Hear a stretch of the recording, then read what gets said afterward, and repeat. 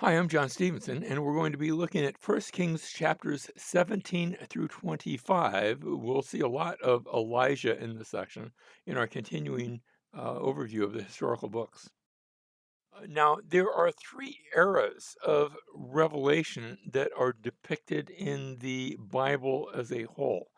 First of all, we have the period of Moses and Joshua, and think about this period where God shows up and he is doing miracles. You've got the 10 plagues, you've got the parting of the Red Sea, you have the pillar of fire and the pillar of smoke by day, the feeding of man in the wilderness. Joshua comes along, and you have the Jordan River being stopped up, and the falling of the walls of Jericho, and there's miracle. The sun stands still. Miracles, miracles, miracles. But after Joshua, it largely stops. Now, I'm not saying there's no miracles after that, but very few. The miracle level goes way, way, way, way down. But what you do have is the writing of the Torah, the writing of Scripture, written revelation. And then again, we come to a second period, which we're going to introduce right now, the coming of Elijah, but then also Elisha. Now, we're not going to look at Elisha so much right now. We'll see him more next time. But Elijah and Elisha, and again, with Elijah, there's miracles. It doesn't rain for 3.5 years. There's fire coming down from heaven. We have healings, and when Elisha comes along, it's Elisha actually asks for a double portion of the spirit of Elijah, and you have even more miracles.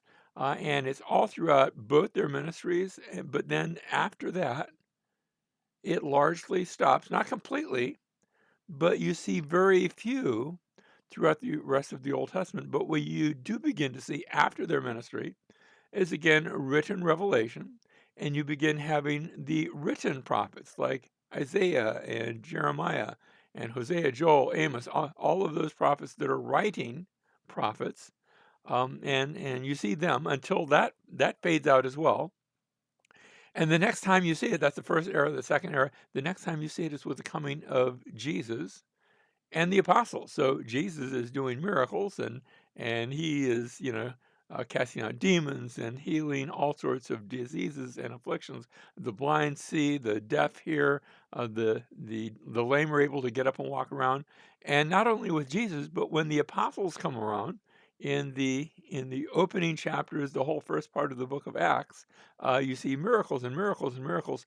But then after that, again, it largely stops. But what you do have are the writings of the New Testament. So notice there's an era of we could call it miracles, and then that's followed by a period of written revelation, not just revelation, but that revelation is put into writing with the scriptures. So you have the law with Moses and Joshua, you have the prophets with Elijah and Elisha, and you have the New Testament, the entire New Testament, after Jesus and the apostles. Now, with that, let's pick up because we're just entering into that middle phase. Um, we have Israel, the northern kingdom of Israel. Remember, Israel and Judah have divided, and Israel is going to enter into an alliance. We left off last time talking about this, where Ethbaal, also known as Itubaal, he's the king of Sidon, and he is going to enter into an alliance with Omri, the king of Israel, and they will cement that with the marriages of their children. So Jezebel of Sidon, she's a Phoenician. She's going to marry Ahab, the young prince of Israel. He will eventually become king. And when she does that, she's going to bring all of her pagan gods with her. So now we pick up now with chapter 17, verse 1. Elijah the Tishbite, this is the first time he's being introduced, who was of the settlers of Gilead. When you say Gilead, that's on the east side of the Jordan River, about where, notice that word Israel, about where the L is in Israel.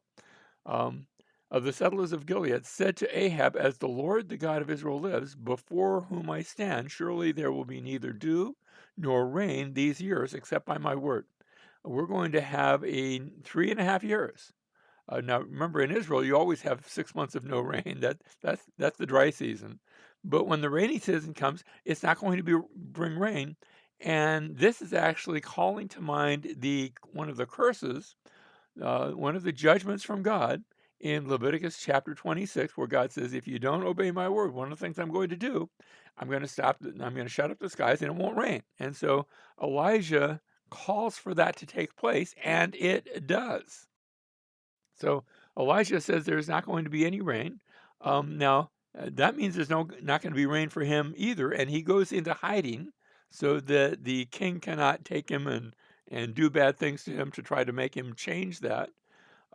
And so he goes down to a brook, the brook Kerith, which it flows into the Jordan River. It's on the east side of the Jordan, and he is kept alive by ravens that bring him food.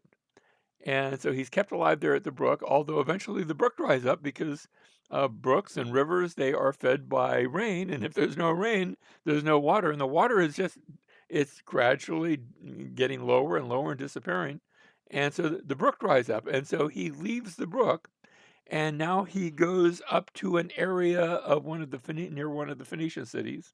And here God's power is displayed, where he is staying with a family, and a child in the family dies, and Elijah goes and he lays on the body of that child 3 times. Now we're going to see that repeated. That's why we're mentioning it here. He lays on the child 3 times, and the child comes back to life. And so God's power is being displayed in that resurrection. Next, we see a contest that is proposed. It's proposed between the various deities. It's between God and the prophets of Baal. So let's look at that, where Elijah calls for Ahab to come and meet. And they're going to meet in a very specific place on Mount Carmel. Notice that we have that mountain range. It juts right out into the Mediterranean. Um, in fact, if you go there today at the base of the mountain, there's I think it's probably a 4-lane highway, two lanes going one way, 2 lanes going the other. But there's mountain on one side and there's water on the other. It's right on the edge. So that mountain juts right out into the Mediterranean, and they're going to meet atop that mountain, and you'll have the prophet of Yahweh, that's Elijah. There are some other prophets, but they're all in hiding. And then you're going to have the prophets of Baal. Actually, you have both the prophets of Baal and then some other prophets that are prophets of an Ashtaroth, some sort of idol worship as well. And so they are all gathered together, and Elijah is outnumbered, except that God is bigger than everybody. And the question is, who are you going to serve? And so what they will each do, they will each build an altar atop the mountain, and Baal gets to go first, and they get to spend the whole day trying to call fire down from heaven. And Baal never shows up because, well, he's not just a pagan god, he's a false god. He doesn't really exist. And so no fire comes down from heaven, even though the prophets are yelling and screaming. And at one point, Elijah's having a good time with it. He says, "Why don't you call a little harder? Maybe he's taking a personal moment. Like going to the bathroom or something like that, or maybe he's hard of hearing, and he's really." It's almost humorous. Well, it is humorous. Yeah, he's pulling their chain as you hear it. And when they have finally worn themselves out, Elijah then builds an altar from 12 stones. You have to catch the imagery here of the 12 tribes of Israel.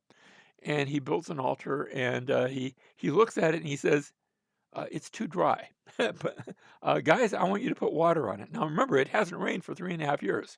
Where are you going to get water to pour on an altar? Well, remember that the Mount Carmel is right on the edge of the ocean, and all now it's quite a long walk, but they can walk down to the ocean and bring up, well, I don't know, buckets, barrels, whatever they're using. They can bring that up, and you can't drink that water, but it's fine for soaking an altar. And so I'm assuming that's where they're going to get the water from, and they will soak this altar until it is just a drenched mess, and then Elijah will pray, and fire will come down from heaven and consume the sacrifice and the altar and the water, and everybody goes, "Wow." Everybody sees that God is the victor of this contest between the gods. So notice we've got the contest between them that is proposed, and God's power is displayed very clearly where it comes down from heaven. Fire comes down from heaven. They notice water poured on the altar 3 times, just as he had laid on the child 3 times. So I want you to catch the number three that happens in both these cases. I'm drawing this outline from Dave Dorsey's delightful book. Let me just give credit. It's called The Literary Structure of the Old Testament. I refer to this a lot. Sometimes I use his outline, sometimes I don't, but it's always worth looking at. So I strongly recommend the purchase of that book. Um, and so the pagan prophets, the prophets of Baal, are killed at the brook. Notice Elijah had been kept alive at the brook, a different brook. It's not the same brook. That was the brook Kerith. This is a different brook that flows by the mountain of Mount Carmel. You can actually see it. You can look down from the top of Mount Carmel and see the brook that flows by. And so they are killed. And then next, Elijah says, okay, he had said at the outset, there will be no rain. Now he says, okay, that's over. Now rain's going to come. Let's zoom in on that section, chapter 18, verse 41, where Elijah says to Ahab, go up, eat and drink, for there's the sound of the roar of a heavy shower. Ahab probably said, I can't hear anything, but it's coming. So he gives the command. And Ahab obeys. It's funny.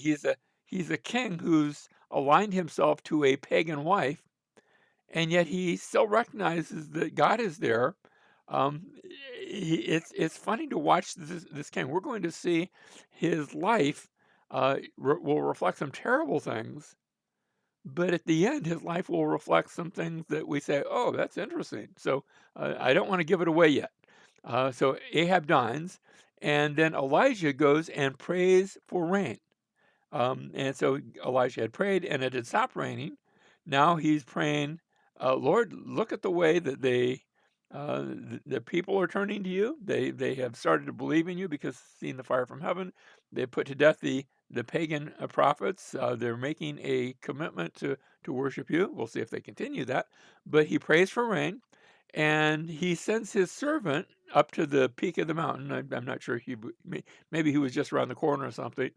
He sends the servant up to look for a sign. What do you see? And the servant goes, he looks and he doesn't see anything. The sky is just clear blue. Maybe starting to get a little dark because it might be getting close to the end of the day. But he looks and doesn't see anything. Well, and he sends him again and again and again and 7 times. So I don't think he was having to go all the way to the top of the mountain at that point. I'm not sure. But finally, the servant comes back and reports, I see a little tiny cloud about the size of a man's hand. You ever do this where you take your hand and put it out in front of you, and maybe you can, with your thumb, you can probably blot out the moon, but with your hand, maybe you can blot out like a cloud formation or something like that. And he sees a cloud about that size. And Elijah says, okay, go tell Ahab to get on his chariot because rains are coming. And so notice the servant was sent to look for a sign. Now the servant is sent to convey this message to Ahab. Rain's coming. You better get out. You're going to get stuck in the mud if you don't. And the rain comes, sure enough, just like the way Elijah had said. And when it comes, it's not like a little tiny sprinkle. It comes like big time. And Ahab is riding back to Jezreel, which is a city on the other side. It's to the east, all the way across the valley. That's a good hike. That's quite a few miles.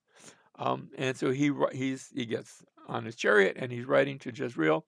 And Elijah he's running, and he outruns the chariot, so that he actually runs. And the way it's worded, he runs before the chariot. We could almost describe him as a forerunner in a very literal sense. And I think it's striking that we're going to see later on in the Bible a different forerunner that will look and act and even dress and eat like Elijah by the name of John the Baptist. So here he is acting that out, where he's a forerunner to the king in the same way that John the Baptist is going to be the forerunner of Jesus, the king. It's just neat to see that imagery that is set forth there in this passage. Now, the next chapter comes up, and Elijah, we don't see him immediately, But Ahab gets home and he tells Jezebel, because Jezebel hadn't been along for that ride. Ahab told Jezebel all that Elijah had done and how he had killed all the prophets with the sword. By the way, the picture that you see, this is a statue of Elijah. If you go to the top of Mount Carmel today, this statue is up there. I have often quipped that Elijah would be rolling over in his grave if he realized, if he saw that they had put an idol of himself up there on the top of the mountain. Well, it's not an idol that people bow down to, but still, I think Elijah might not have been okay with that. But people are not worshiping it; they're just it's there like as a memorial. Um, but Jezebel now hears about this, and in verse 2, Jezebel sent a messenger to Elijah, saying, "So may the gods do to me, and even more, if I do not make your life as the life of one of them dead prophets, one of them prophets of Baal, by tomorrow about this time." So that is a threat that is backed up with an oath. And so Elijah hears that threat, and we read that he was afraid and arose and ran for his life and came to Beersheba. That's way down in the south. That's actually the south end of Judah, which belonged to Judah, and left his servant there. And he's going to keep on going. Now, that translation where it says he was afraid, the Hebrew term vayira, or vayira, yeah, vayira. Um, uh, we can certainly translate it, he was afraid. It would be the Cal imperfect of Yareh, which is just to be afraid. However, the King James Version rendered it differently. If I look at the King James Version, instead of he was afraid, they translate it, and when he saw that, this, and he arose and ran for his life and so on. And you say, why did they translate it differently? It's because the same word can also, the way the format, the way it's used there, can also be the Cal imperfect of the word ra'ah, to look. You say, well, which one is it? Because it can be either one. Either one is an appropriate translation. I suppose either one can fit. I think the New American Standard probably has this right. Maybe I'm wrong here. I don't want to make a strong stance on this. I think he was afraid. Maybe he wasn't afraid at all. Maybe he just didn't want his ministry to end, and he could have stuck around, but instead he's going to move so that what he has accomplished isn't undone. But judging from the rest of the passage, I think there's fear here. And it's sort of funny the way that's going to go, because if he was afraid, he doesn't want to be killed by Jezebel. That's a legitimate thing.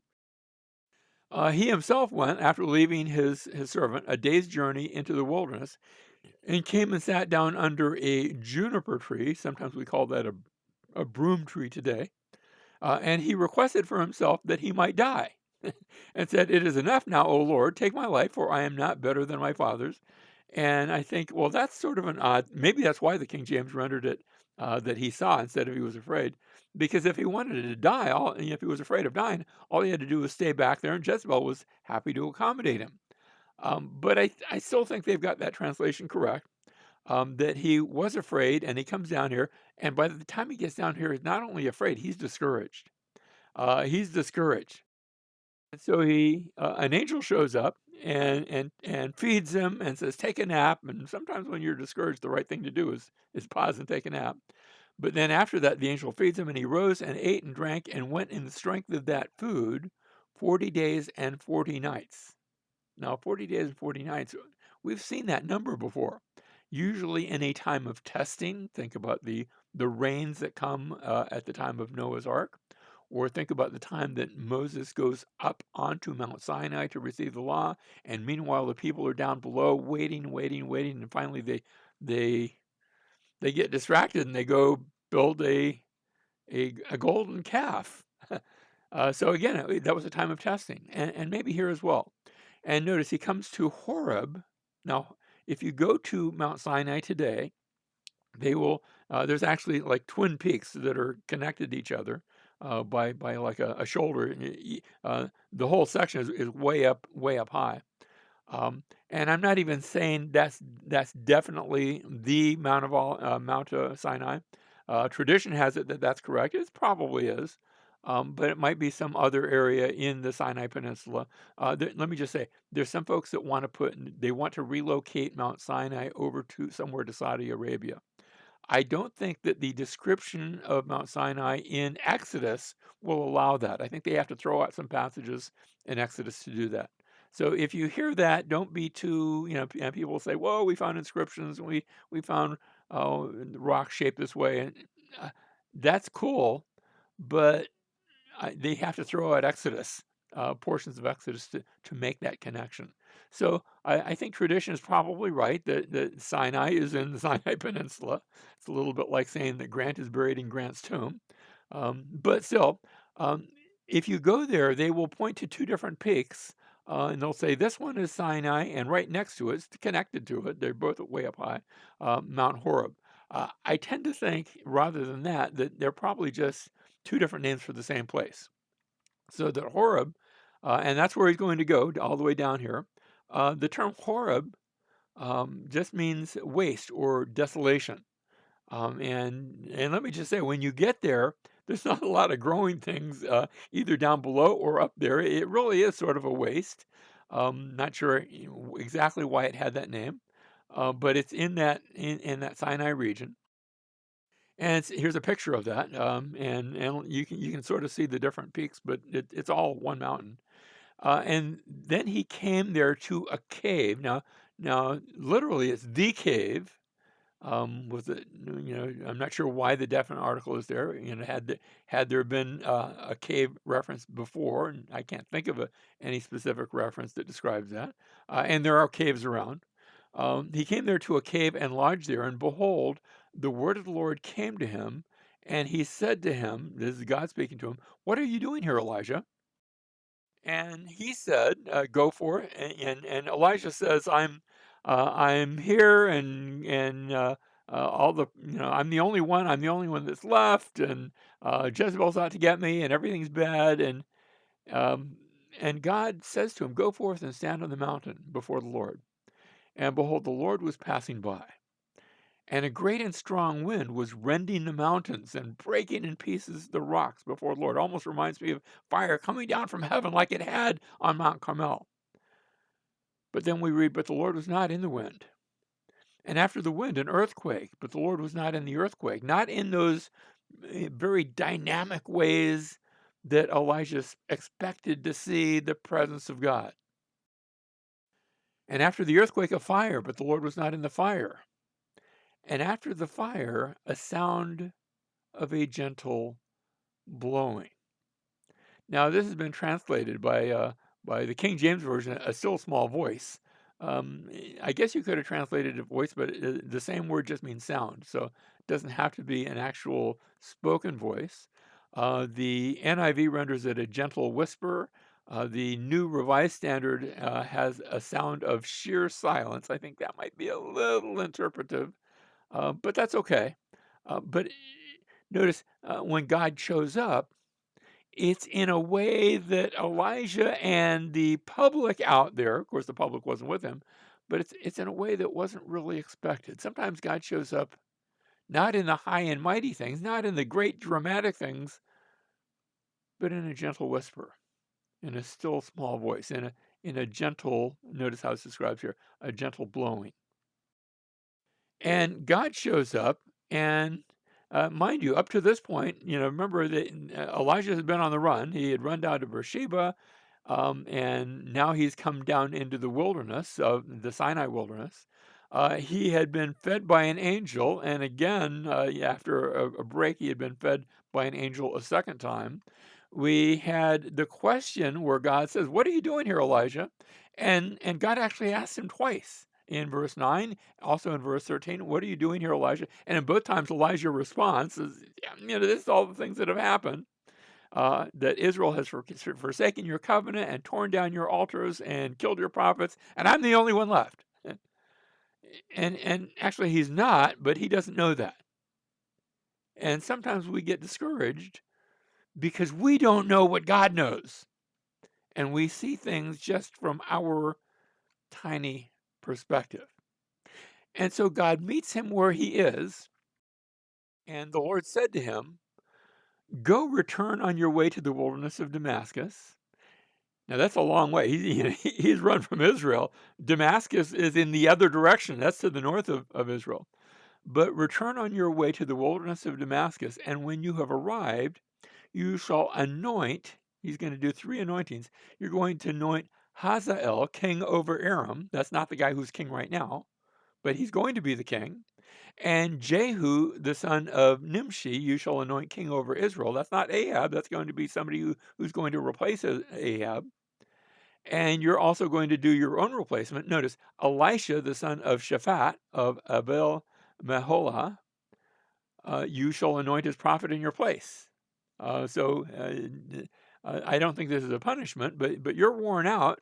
And I think what he's saying, Elijah, it's time for you to pass the baton. I'm bringing you home. Not in a bad way. It's not that I'm going to kill you. In fact, Elijah's not even going to die. But it's time for you to get a break. And when you take a break, you're going to take a break with me. I think that's the idea here. So what we've seen here, notice, with Elijah, chapter 17, 18, and 19, we had the drought, and there he was by the brook Kerith, but also in Phoenicia for a time, and then fire down from heaven on Mount Carmel, and now the flight into the wilderness. What we're going to see in chapters 20, 21, and 22, the focus is going to shift from Elijah. You say, well, where's Elisha? Well, that's not going to happen until 2 Kings chapter 2. So we take a break from Elijah for a bit, and instead we're going to see Ahab as he goes to war with Aram, and he's going to actually be successful in that. And the focus there will be in Samaria. And then we're going to see a really bad thing taking place. Naboth's vineyard, don't want to get ahead of myself, but that's coming again at Jezreel. And then we'll see another war with Aram, this time over Ramoth Gilead, and this time Ahab is going to not just lose, he's going to die in that story. So that's where we're headed. Spoiler, sorry about that. So chapter 20 then, we have Ben-Hadad. He's the current king of Damascus. And he sends to Ahab and demands that all of the possessions of Ahab are to be turned over to him under penalty of death. And Ahab says, "Okay, you can have it all. I'm giving it to you. I'm sending out all of my possessions. I give up." And so he sends the possessions out. And Ben-Hadad says, "Good. Now I want to come into your city and look for anything that might be left." And Ahab saying, "Wait a second. I gave you everything in the city." Um, and so um, Ben-Hadad says, "I'm going to come in and destroy your city then because you didn't open your gates to me."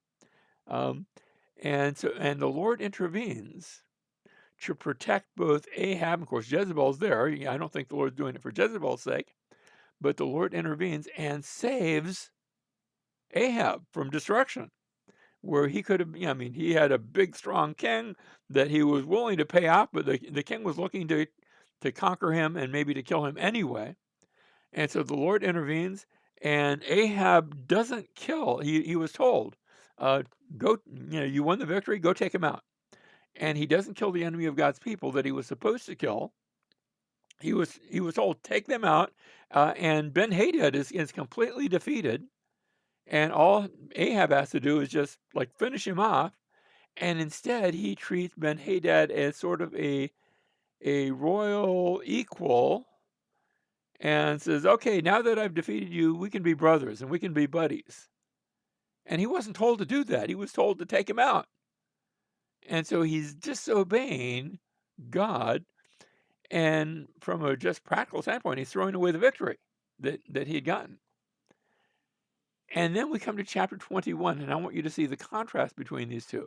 Because in chapter 21, that was a chapter of war. Now it's peacetime, and Jezebel finds out that Ahab is really coveting a vineyard that Naboth has. Naboth has been asked by Ahab, "Would you like to sell your vineyard?" And Naboth says, "No, it's been in our family. We want to keep it."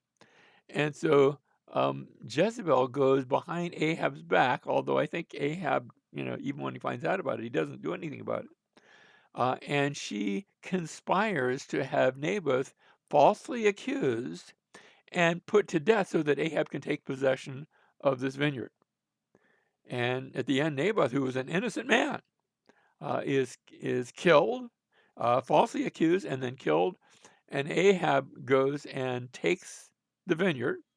Doesn't like give it to, and so they show no gratitude. And God had already saved them, and they plot to murder Naboth. At least Jezebel does, and Ahab benefits from it. And so here we have a story where Jezebel kills the innocent man that should not have been killed. Notice the contrast where Ahab doesn't kill the enemy of God's people. Naboth was not the enemy of God's people. He's one of God's people. And Jezebel has him killed, and that shouldn't have happened. And Ahab profits from it. That's chapter 21. So Elijah is sent to Ahab now with a message of judgment, starting in 1 Kings 21:21. Behold, I will bring evil upon you. This is God speaking. And will utterly sweep you away, and will cut off from Ahab every male, both bond and free in Israel, and I will make your house like the house of Jeroboam, the son of Nebat. Remember, Jeroboam had been the first dynasty after the divided kingdom. He'd been the king of the northern kingdom, but his entire household, all of his descendants, had been overthrown and killed, and there were no more descendants of Jeroboam. And like the house of Baasha, the son of Ahijah, that was the second dynasty that had come along. They're all gone because of the provocation with which you have provoked me to anger, and because you have made Israel sin. Of Jezebel also has the Lord spoken, saying, the dogs will eat Jezebel in the district of Jezreel. So not only is she going to die, she's not going to have a proper burial, being eaten by the dogs. That's like as bad as you could get. Verse 24, the one belonging to Ahab who dies in the city, the dogs will eat, and the one who dies in the field, the birds of the heavens will eat. This is all bad news. And it came about when Ahab heard these words that he tore his clothes and put on sackcloth and fasted, and he lay in sackcloth and went about despondently. Now, it sounds like he takes the words of Elijah to heart. You see, he's been against Elijah, but even when he was against Elijah, I think he recognized that Elijah really was a prophet from God. He'd seen fire come down from heaven. And so he takes this to heart, and he goes into this is the language of mourning. And so we read, then the word of the Lord came to Elijah the Tishbite, saying, do you see how Ahab has humbled himself before me? Because he has humbled himself before me, I will not bring the evil in his days, but I will bring the evil upon his house in his son's days. Now, I look at the repentance of Ahab, and I want to ask, geez, is that real, or was he just afraid of being punished? And let me just say, there's times when I look at my own repentance and I say, John, is your repentance real, or are you just afraid of being punished? And if you're afraid of being punished, and that causes you to turn to Christ and trust in Him, that might not be the best reason, but it's enough. It really is. Now you may get other reasons. You may eventually turn, once you've turned to Christ, you might begin to love Him and adore Him, and just be so thankful, and that's good. But there are times where God calls His people to repent, and the only thing there is the fear of the Lord. And to start with, let me just say that's enough. And we worship a God who calls us to repentance, and if it's just because, oh Lord, I've messed up really bad. Not that there's anything good. Let me just say, there was not a whole lot of good in Ahab. And let me just say, there's not a whole lot of good in me either. And you and I come to the Lord with just as much unrighteousness as Ahab does, recognizing that we are sinners and humbling ourselves before Him because we have sinned and fallen short of the glory of God. And so now his household is still going to is still going to fall. The dynasty is going to end. We read this, but it's not going to happen while he's alive. Now, and he's going to live a bit longer. So we had in chapter 20 the war between Israel and Aram, where the prophet had come and said that Ahab would win, and he was supposed to take out Ben Hadad, but instead he did not kill Ben Hadad, even though he won the battle. Um, so he didn't kill the enemy of God's people that he was supposed to kill. Then we saw chapter 21 where Jezebel killed the righteous man Naboth, who didn't deserve to die. So in one case they did not bring God's judgment. In the other case, they brought, it wasn't God's judgment, they brought an unjust judgment against Naboth in order to get the vineyard that Ahab wanted, and it was their sin, which had led to the prophecy that eventually Ahab's house would be taken away, his entire line would be destroyed. But that doesn't happen immediately. And finally, we come to chapter 22, where again there's war between Israel and Aram. This time, a prophet comes and says that Ahab will lose. Ahab goes to war. He actually has the king of Judah on his side, and he tries to outsmart God. I think maybe we'll look at this briefly next time. But Ahab loses, and he is killed, and that's how the chapters. That's how this section is going to end. So that our outline of First and Second Kings. I don't know if we've looked at this already. You start off with the United Kingdom of Solomon. That was chapters 1 through 12. We had wars of Judah and Israel in chapters 13 through 16.